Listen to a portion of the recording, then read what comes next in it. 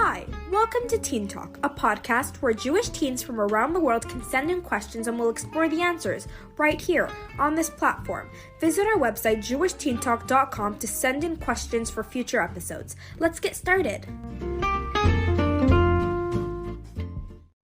Hi everyone, welcome back to Jewish Teen Talk, episode 9. This week we have with us a Jewish teen, Minna. Welcome, Minna. Hi. So we'll start with the first question. Okay. What is the difference between being Jewish and being religious? Are they the same? Well, they're not the same because everyone is if your mother is Jewish, then you're obviously Jewish. But being religious, meaning it means that you're keeping the main mitzvah, keeping Shabbos, doing keeping kosher, and then there's laws with marriage and stuff. So if you do those three things, you automatically become religious. But people look at it differently. Depends how close you are with Hashem. But being not religious, you're still Jewish no matter what. But you're not keeping the main mitzvahs. Yeah. Yeah, that's such a good way of answering the question. I feel like you addressed both parts, like being Jewish and being religious. So from what you're saying, being Jewish is not something that you could choose, or you have to do something to be Jewish. You're automatically Jewish if your mother's Jewish. Exactly. So it's but being religious is the next step. Okay, so someone who's born Jewish, as long as they're born from a Jewish mother, they're fully Jewish. Mm-hmm. And then being religious, you said, is based on certain mitzvah, certain commandments that we keep, and also being connected to Hashem. Could you expound on that a little bit? What would define someone as religious? You'd say, oh, that's a religious person, or that person's not religious. It's not just the mitzvahs that they do. It's also how they, personally, I think it's also how the way they act. If they act the way Hashem wants you to act. If you're going to be mean and rude and keep those mitzvahs, I personally, you're for sure going to be religious, but the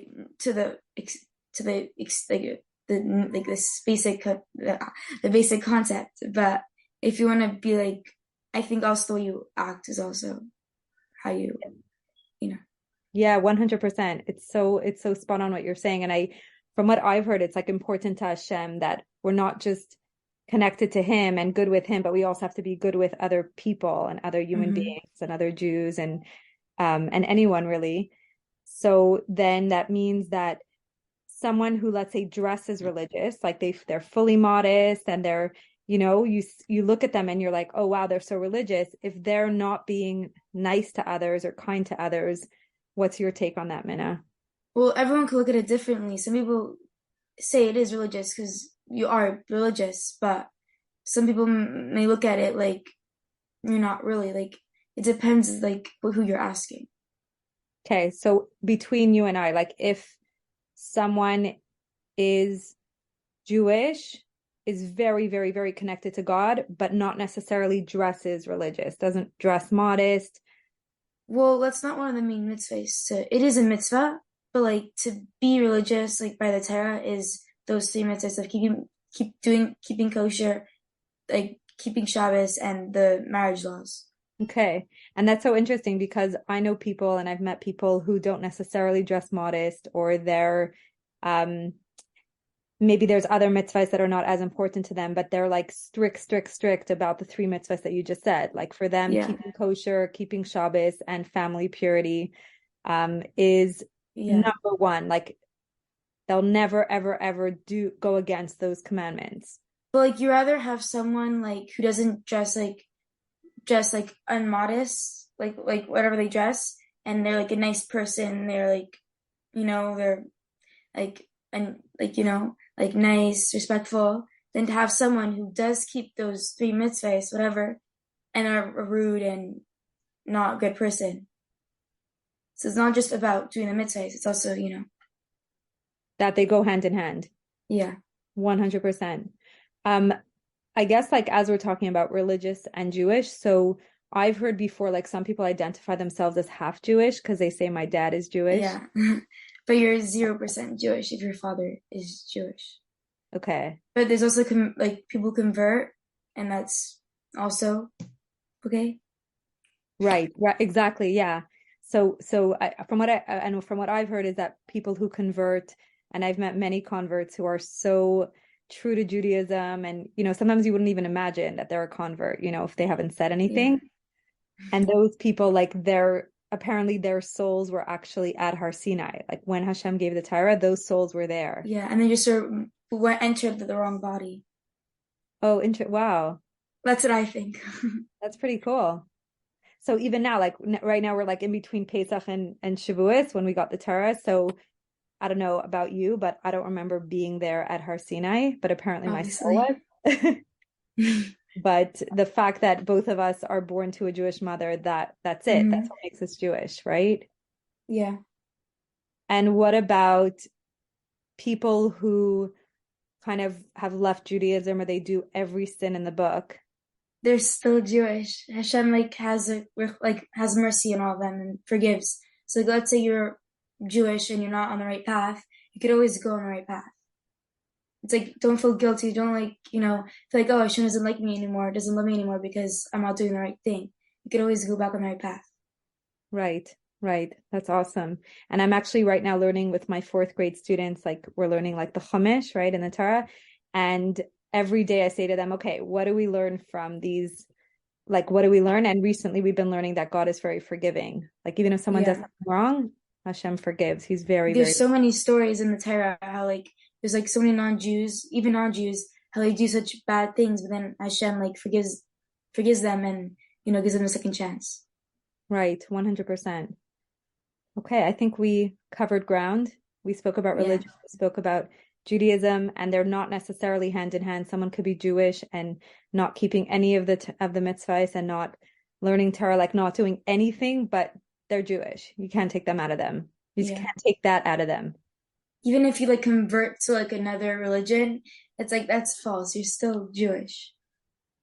Right. Because you don't need all these things to convert, because it's automatic. Yeah. And what's also neat about being born Jewish is that, like, in Christianity, when they have to kind of do this process, right, but because they're born with sin, so they kind of have to remove it.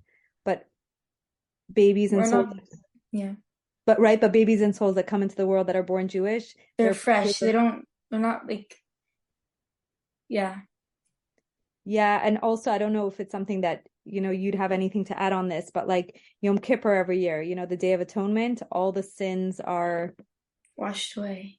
Yes. Okay, so the next question for today is it wrong to have a smartphone? Why would people not have a device? Okay, so basically it's not wrong or it's not right to have a phone. There's different levels. Some people, some families don't want any devices because they think it's they on social media, the internet, they could teach the kids wrong things, which is completely agreeable. But I feel when you're restricting a child, they would want to see it even more. So some families would say you have a phone with a filter or a phone without filter and fully trust them. But there's a good side of the internet and also the bad side of the internet. So there's different sides, yeah. And there's also if you're watching something that's not really Jewish and you feel guilty about it, then maybe you could just watch Jewish movies and stuff. But if you feel comfortable watching non-Jewish movies and stuff, and your parents allow it, and just everyone has their different connections to God Hashem, and if you feel this is not to serve Hashem, but remember that whatever you learn from these movies and stuff, you shouldn't get influenced by them, and you're just watching it to enjoy yourself and stuff. But also at the same time, you shouldn't be on it too much, or I feel the main reason people some parents don't let their kids have a device or phone is because of the bad side and being on it too much, also not Jewish content and stuff. But every family is different, and every family has their own rules and has their own yeah. Yeah, 100%. So it's a few points that you brought up. Do you mind if I wrap them up so that we can pull them apart? Okay, so one point that you were saying was the idea of a smartphone or even any device. That was one thing, just having it. Then you went into what we see on it. And then I feel like a whole other part of the question would cover filters and not having filters, because you said all three. But I think what was so important, what you said, and for our listeners as well, is that every family has different standards. Every family has different rules. In some homes, they have a device. Maybe they have a TV, they have an iPad, they have a smartphone, and they're allowed access whatever they want. In another home, it's very restricted. In another home, there's none of it. There's no device whatsoever. And then also some homes have access to internet, some homes don't. So they can have, a simple phone which has no internet access. But I think, like, for the purpose of this question, which we don't know the questioner themselves, but from what we're hearing, it's really asking the question, like, is it wrong? Because people don't have it, is it wrong? So you want I guess it's good because you gave a perspective, not just from what you personally do, but you really gave like a full on, like comprehensive answer to, depending on the home and depending on the standards and the schools as well. And the person themselves, like you said, depending on what they don't watch. And also, I also feel like it's also between you and Hashem. Like, if you want to do something, go for it. But just think before you do something, and it's like it's your own decision to do something right or wrong.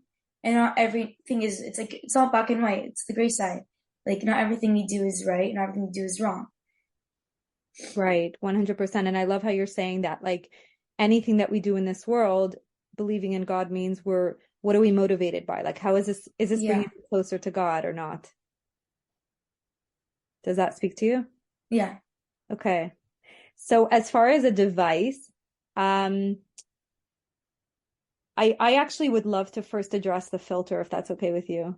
Yes. And so I actually sometimes, so in my home, we all have filters on all the devices. And when my kids, I always tell my kids that I trust them. I don't trust the device. Yeah. Like, I don't trust YouTube. YouTube will have anything pop up. It's kind of at your mercy. Or I don't trust, what just can pop up on the internet. So when it's about trust, it's not about I don't trust them. I literally don't trust the way that, these function. But here I'm giving my personal, I'm giving my personal standard. But it's also let's say that the kids see something that they shouldn't see, then it's their choice to keep looking at it or just scroll right past it. Like, it is a phone's fault, but it's like, you're like, if the child or teenager, whatever, feeds into it, then they're feeding into the energy. You shouldn't, like, once you see something bad, you should not focus on it and just go on something else. Okay. I feel like it's like a balance of both. Right. I mean, I've heard, tell me what you think about this. I've heard it's like, if you have a little child and you give them, I don't know, you give them alcohol or you give them. Obviously not children. I meant like teenagers. Right. So the question is and this is probably why some homes will not have the device at all or anything, because the danger that that a child can experience when they see something, your eyes can't unsee it, or they might want to explore some more. So I'm playing devil's advocate. Like, I myself personally have, devices that are filtered in my home, but for someone who doesn't have any of it, they don't even want to give their kids that temptation. They don't even want them to have the experience of seeing something. Right.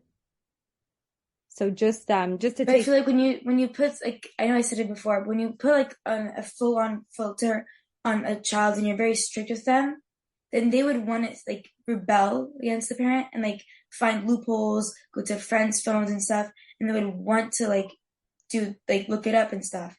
So it's it's not the right thing or the wrong thing. So it's right.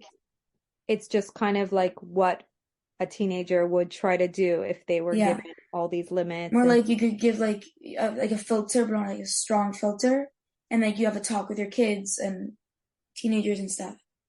Right. So again, that would go back to every home has different standards. Some homes don't have any of it. Some homes will. Some homes will say, look, we're going to put a filter. Let's, it's going to be a filter because, and some homes do have their teenagers or whoever on on open devices. And you shouldn't like judge, like if it's nothing relevant, but you shouldn't judge someone like if they have filtered phones and stuff. Because if you judge someone else, then they would want even more because they're like, oh, I feel bad, feel pressured, and I want to have an unfiltered phone from like your friends, your whatever. So you shouldn't judge because like you're not their family and you don't know what their rules are and what they're going through. So you shouldn't judge. Right. And that's like I think a general rule in life. It's like a Yeah. piece of wisdom coming from Minna is don't judge others unless you're in their place. Awesome. But you're never going to be in their place. So. Right. You're not in their place too, right? You haven't been what they've been through. You're not in their family. You're not in their you don't know what their circumstances are. So 100%. And it also has to do with like, not just like devices, also like in books also, like Jewish books, non-Jewish books. It goes for everything. Right. And again, it all boils down to like, I think something that really rich that you said was it boils down to, does this motivate me to serve Hashem? Does this bring me closer to God? Mm-hmm. And for everyone, it will be different. For some people, having that limit will push them to try every loophole and trying to discover things that they're not allowed. But and sometimes having no filters motivates them. They feel like they have a choice and they could choose to do the right thing. Right. So my kids hearing this would probably be like, Minna, could you talk to our mother and tell her to take off the filter? But again, like what you said, all things considered, every home has its standards. Yeah. And again, I'll tell my kids, I trust you 100%. I do not trust, the websites or whatever can pop up. If we don't have ad blocker or stuff like that, it's just, they're privy to anything, right? Without warning. The last part Internet. What's that? Yeah, just add that internet is a scary place. 100%. And so I wanted to bring up, because I'm brought up Chabad and you're as well. So just that Chabad take on technology, because we're talking about devices and technology, right? Well, I don't know Chabad's take on it. I just feel like they try to make it good. They make Jewish videos, Jewish movies, make it more fun, so they won't want to see the non-Jewish stuff. So Chabad makes it more easier, accessible and stuff. Yeah, exactly. Tevito, is Tevito Chabad? It's actually a Chabad guy who started it. Yeah, okay, so Tevito and all those sites. Yeah, with Jewish videos and content. The reason why I brought up Chabad is because sometimes I'll speak to friends who are Hasidish and I'll say to them, I kind of wish that I was Hasidish just because I wouldn't have that challenge of having devices in the house and deciding how to make it safe for my kids and how to guide them through it. At the same time, being brought up Chabad, the Rebbe was all about whatever. Taking something bad and making it good. Exactly. Transforming darkness into light, making it into good. So to the point that when the Rebbe was giving talks and all of a sudden there was television broadcasts, he was being broadcast on television. Yeah. So literally the Rebbe took that opportunity. Oh, wow, this is going to reach a lot more people. So, let's spread the light. And if you look at gem videos, like the Chabad videos, right, with all the interviews about the Rebbe and whatnot, or all the Hasidic content, they're all over social media. They're on Twitter, their Facebook, their Instagram, YouTube, everywhere, so that the more people they can access and the more people they can spread the message to. So I'm not trying to promote any of those social media outlets here. None of them sponsored this. What did you say? I said it's your choice, your family, what your family. Yeah, exactly. It goes back to that and the idea of am I using this for good? Is this helping me get closer to God? I feel like no matter what group of Hasidim or, Jews you've been brought up in, I feel like we all relate to that. Mm-hmm. Right. And it kind of connects to our previous question, which was all about what does religious mean? Jewish is that I'm born Jewish. It's not something that I've chosen. It's something that God chose me. And if religious is also you taking the steps of wanting to be Jewish and doing what Hashem wants you to do. Exactly. I couldn't have said it better. Exactly. Mm-hmm. It's doing what Hashem wants. And I feel like if we were to hear God's voice today, which, we haven't heard it for thousands of years, the giving of the Torah, but I feel like God would say, I totally agree with you. Like, that's it, you know, just like, I care for you. I know what's best for you. I want this world to be a better place, and I want you to help me be a partner in it. So just trust me and, you know, follow my ways. Yeah. And again, what we were saying, going back to technology devices, it's not so black and white. In some homes, it's allowed without any restrictions. In other homes, there are some restrictions. In other homes, there's nothing at all. So going back to your pearls of wisdom, like, don't judge others. Yeah. And just do what's best for you and what connects you to God. Okay, so our next question is, why are we dressing modest for the men? Isn't that discriminating against women? So I can't say how happy I am to have gotten this question, to be honest. I've heard it so many times, whether it's from girls that I'm teaching, girls that I'm talking with, Girls you're interviewing with. Exactly. So this gets personal, no? Yeah. Okay, I'm sure you'll have a lot to say about it. So I'm going to refer back to the episode with my daughter Racheli, where we spoke about modesty. So check it out. It was called Why Do We Dress Modest? And we spoke all about what's in it for God. Why does he need us to dress modest? What's modesty all about? And over there, we spoke a lot about the clothing and how God, at the end of the day, it boils down to what God asked us to dress in. Because, you know, if you're going to go by the rules of modesty, it's like, wait, why would a little bit over the elbow not be modest? Yeah, So, like how our elbow is attractive, or like yeah, exactly. and stuff. Right. And the fact that you just brought up the word attractive was also part of that episode, but we can talk about a little bit more here, because the questioner over here is really bringing up, are we dressing for men, and what's up with that? Like, that seems really... Well, it did say in the Torah, like it did say for the men, like the men shouldn't see like women being not sneeze. Do you have the source of that? Like, where? Is that something I've heard of it, I think it learned in class, but I don't have a source. Okay.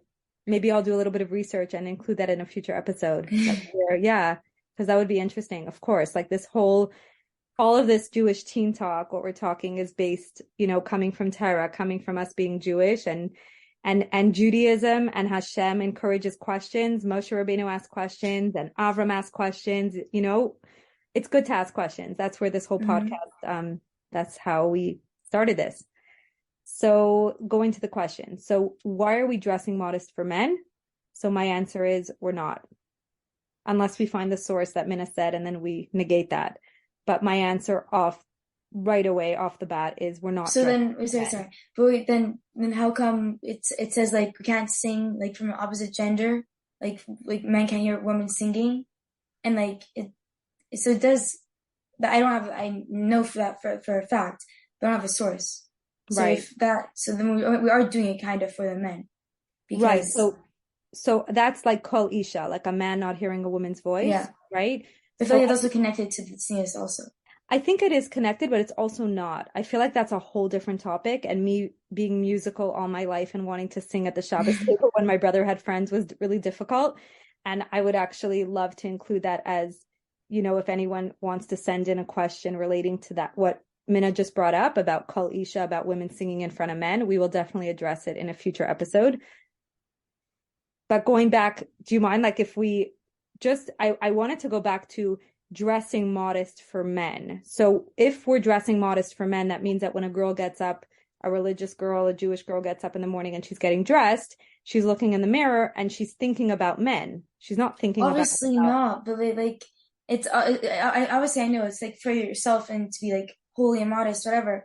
But it's also a part also for men also. Like, so you know what? I've spoken to rabbis about this topic and about, you know, that it's for men. And I've heard the response that a woman is not dressing modest because she's responsible for a man's choices or for his actions. That's not why God asked women to dress modest, because if we dress modest because of that, then we're going to wear really, really, really baggy clothing, or we're going to dress very unattractive. And then modesty is synonymous with attraction. Do you agree? Yeah, but like, yeah. Right? So look, if I believe that modesty was that I shouldn't look attractive for a man, I would not be dressing modest today. Obviously not, but like it feels like you're doing it for the men because like it's how is it like the woman's fault that the men think these things or whatever? Like Right. they should be responsible for their own actions. Even though I know it doesn't say that in the Torah, they should just be more like we shouldn't not suffer, but because a lot of people like I and other people also like struggle with the mitzvah of tznius, but we just whatever. Yeah, Minna, you're talking for so many teenagers out there, you know, and what you're expressing is so spot on. And you're not the first person that said this. Like I heard it from a lot of people. I know. And if modesty is what it will bring a man, you know, what action he'll do or what choice he'll make, then, you know, I'm doomed kind of like I can't make sure that every single man goes in line with, you know, what he's supposed to be doing or what he's supposed to be looking at. And also it's also the opposite. Like the women could find the men attractive also and have thoughts and stuff. Exactly. And like also like singing, like how come a woman doesn't find a man's voice attractive also? Like right, 100%. And I think again, like that kol isha part where a woman's not allowed to sing and a man is, I have so much to say about it. So I encourage our listeners to send in these questions and I'd love to have it on a future episode. JewishTeenTalk.com. You can send in an anonymous question. So I was actually told once by a teacher exactly those words, that we're dressing modest because chas v'shalom, God forbid, a boy should sin, literally in those words. And I was also taught like tznius and discovered tznius myself, what's modesty all about, also in different ways, totally based on Torah. And that's how I dress tznius today. That's how I dress modest, because I didn't base modesty on that answer, because that answer would not at all jive with me. And it wouldn't make me want to dress modest, like you were saying. yeah. So I guess the question is, and this is something that Racheli, my daughter, and I were addressing in the previous episode, and we can bring it in here and, you know, discuss it together. What is modesty? I also feel like modesty is also not just like something like also like it's between you and Hashem. Like if you find like wearing like t-shirts and like skirts, whatever, like t-shirts like are not covering your elbows, and you think that's like you being modest with Hashem, then that's fine. But it's like it depends the level you are with Hashem. Like some people don't wear anything on their legs, and for them that's tznius for them, and for some other people it's not tznius. So like it also depends, again, your family and yourself. Like it's not just like, you know. Yes, 100%. And I appreciate how you keep bringing this up, because it's so important that everybody has different standards.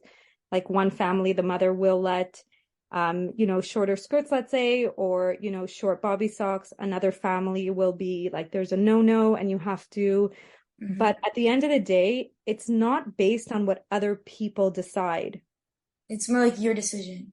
It's your decision. And it's until also, you're like 19. Exactly. It's your relationship with God. I'll tell you, like, thank God I have many girls. Hashem blessed me with many girls. And I had to make a decision as a parent, like, how am I going to teach my girls modesty? And so for me, it was more about telling them, like, it doesn't matter what other people around you are thinking or are saying. Modesty is between you and God. That's what it boils down to. Not the men that are looking or the men that aren't. Not the people that are hush or looking you up and down and deciding how modest you are. Right? It's all based on the fact that God said, I love you, I care about you, this is what's best for you, please dress modest. Yeah, but for teenagers, it's not really their choice, because they're still under their parents' roof. It's like their parents are the one deciding for them. So it's not really a free choice for them until they're like an adult. Okay, so that's a good point that you're bringing up. And, you know, in every home, you know, when parents discipline or educate or raise their children in a Jewish setting, every parent, like we keep saying, has their standards, has their way of, you know, following the Torah, and that's the standards that they set in their home. And at the end of the day, like you said, you know, when you're in that home, that's what's expected. And that's what's also shown as an example. Somebody once said to my children something like, when you're 18, you'll just dress however you want, because one of my children asked them, like, how do you get to wear pants, or how do you get to wear a mini skirt? And this was someone who was brought up in a religious home. And for me to hear that as a parent, it was very difficult for me to acknowledge that, because if I'm raising my children and when you're 18 you could do whatever you want, then obviously whatever I'm telling them now is very not gonna work. Yeah, and it feels very like, this is what I say you have to do, and when you turn 18 do whatever you want. For So me, you should teach them about the importance of it and stuff. 100%. And I keep quoting this this thought from Hayom Yom, like the Hasidic thought every day, and I keep saying I should look back to the day so I sound really smart, like, hey, I sound like I've memorized the whole thing. But there is one that talks about parents and how to educate children, and it doesn't say force. It never uses the word force. It uses the word guide, educate, emulate, like be an example. So at the end of the day, like I was saying, I have many girls, thank God. I've learned that one of my siblings told me a great advice. She said, like, just say it once and don't say it again. So I know that this child knows what modesty is, knows what Hashem wants. And now, personally, I don't get involved between her and God. This is her relationship with God. If I'm going to constantly comment on the length of the skirt or how high her sleeves are, that's going to come between her and God, because it's going to be mother forcing her, right? That's good. Yeah. Yeah. So that's something that I've, and I didn't have these answers on my own. Like I asked for guidance. I saw also what didn't work with a lot of friends of mine and a lot of other people. And so personally, that's how I talk to my girls, that modesty is between you and Hashem wants us to dress modest. And to be honest, Minna, like there's been summers where it was so hot, like heat wave in Montreal. We both come from Montreal. And I was like, oh my gosh, I'm wearing stockings because Hashem asked. Like it was very clear that if Hashem didn't want me to dress modest, those stockings would not be on right now. Right? And also, I've asked this question like so many times to so many different people, but like I never really gotten like a good answer, because all I say is like, oh, because it's what Hashem told you to do, so you just do it anyways. Even though that is right, it doesn't like settle with someone's answer, because it's just like expecting a answer, and their answer is, oh, do it anyways because Hashem told you. Like, right.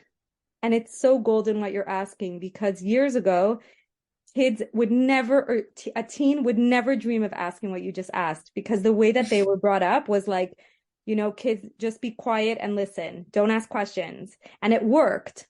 Like they did. That's also kind of wrong also, because you should ask questions, and you should, because if you don't ask questions, then you won't know. And you just do things to copy others and follow others, and not because of what you want to do. Exactly. And that's why like nowadays it's a very different day and age. I heard once by a principal that was principal for years. He said, like, Judaism, the Torah never changes. It's the same one that we got thousands of years ago at Har Sinai. But the way we teach it, the way we give it over has to change. Like changes, yeah. Yeah, like we can't be telling kids nowadays or teenagers like, do it, or you have to do it, or, God's going to punish you, or, you're going to get, I don't know, people do that. And, I'm not speaking for anyone what they can do and not, but nowadays, all the educators out there and all the psychologists are saying nowadays it's all about love. It's not about like, you have to do this, you have to do that. It's about, like you said, being able to question and being able to embrace it, because I want that connection with God. I want to connect with him. Right. And some people like say like, oh, the new generation is like rebelling. They're like answering back. They're like doing everything that's like wrong in their standards. But they have to understand that times are changing, and the differences between now and then is that then they were brought up with they cannot ask questions, just do what they're told. And now that the generation has changed and stuff, like teenagers, like brains, whatever, like started to change. Like, hey, why am I doing this? Why is this not allowed? So it's questioning things. 100%. At the same time, though, I think that, it's very important to say that there is understanding and making sense of it, and like, why would Hashem even ask this of me, or why would he want this from me? But at the same time, there are many parts of Judaism that we'll never understand until Mashiach comes, or until Hashem, explains it to us and tells us. So there are many commandments, probably including tznius, like as much as we can understand modesty, but at the end of the day, again, people will ask, like, what do you mean? A little bit over the elbow? Like, really? How is that not modest? Or a little bit over my knee? That doesn't make sense to us. So there is the idea, the concept of Kabbalah Sol, just accepting God's will. And again, why I'm wearing nylons in the summer when, they're see-through, and that's another question that's come in that we'll address. But at the end of the day, I'm dressing modest because Hashem asked me to. Yeah. Okay, so Minna, I want to thank you so much for being on this podcast. Yeah, I really enjoyed it. It was really fun and it makes sense. Yeah, same. And I learned so much from you too, just from, you Me too. being a part of this. So I also want to thank all our listeners that are listening in. And I want to encourage everyone to send in their questions, jewishteentalk.com. You can send in an anonymous question. And if you want to be featured on a future episode, you can also send that in. Just write how to contact you, if it's by email, which is probably best. And we look forward to seeing you next week. Have a great Shabbos. Bye.